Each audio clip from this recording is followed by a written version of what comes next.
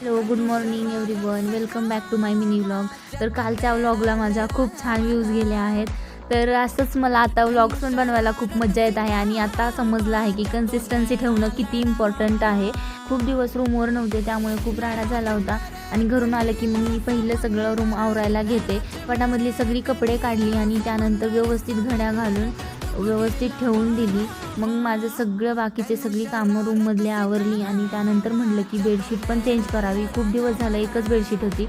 मग मी सगळं क्लीन करून घेतलं आणि खूप थकले होते.